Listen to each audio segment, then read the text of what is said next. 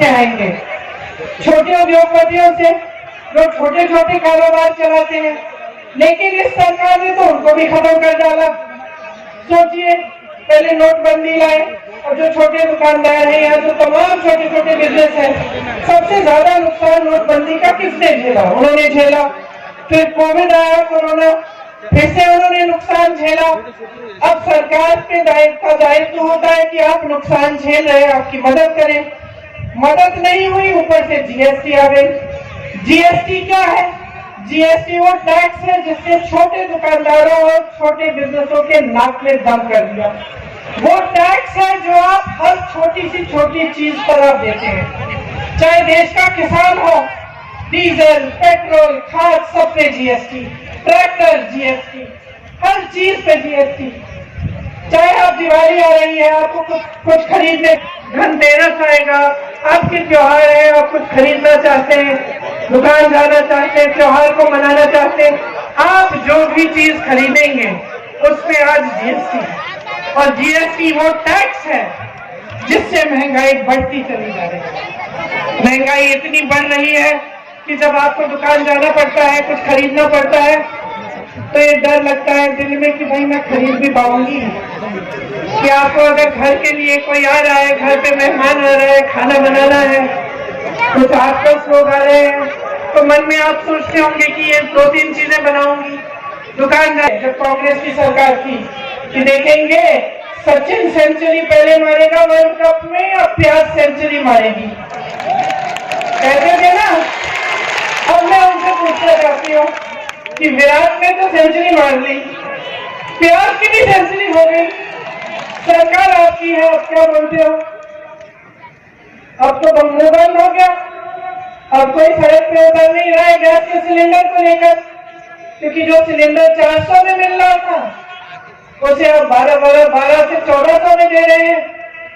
अब चुनाव आने लगा, चुनाव के 2 महीने पहले चलो उसका दाम घटा दिया, 400 कर दिया। तो अगर 2 महीने पहले कर सकते थे तो इतने सालों से क्यों नहीं किया? तो अगर महंगाई कम करना आपके हाथों में है, तो ये जो 18 सालों से आप सरकार चला रहे हैं, जिसमें महंगाई बढ़ती चली जा रही है, देश का किसान परेशान है, देश का मजदूर परेशान है, देश का दुकानदार परेशान है, आपने कुछ नहीं किया। अब चुनाव आ रहा है तो घोषणाओं पे घोषणा। और मैं देख रही थी कि इस सरकार ने 22,000 घोषणाएं की है। तो जरा बताइए मुझे, 22 इन्होंने पूरी की है? 22 भी नहीं की।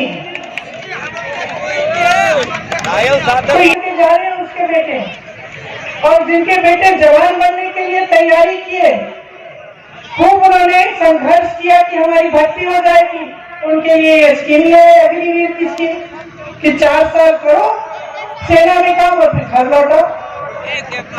तो आपको सोचने की जरूरत है कि ये सरकार आपके लिए कर क्या रही है। अब ये आदिवासियों का क्षेत्र है, आपका क्षेत्र है। मैं आपको बताना चाहती हूँ कि कुछ दिनों पहले मैं छत्तीसगढ़ में थी।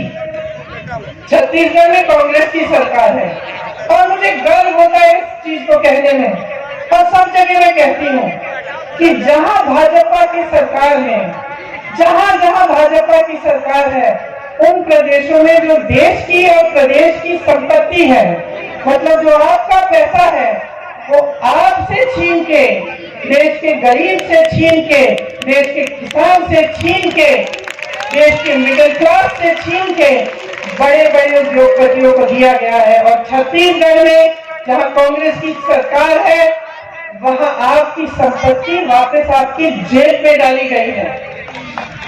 क्योंकि जो हमारी नीतियां हैं वो यही करती हैं। मिलेट की, रागी की, उनका जो रागी वहां पे बनता है आज दुनिया भर में बिक रहा है। आपको क्या, जो वन के उपज है उसके लिए आपको न्यूनतम समर्थन मूल्य मिलता है कि नहीं, बताइए? नहीं मिलता।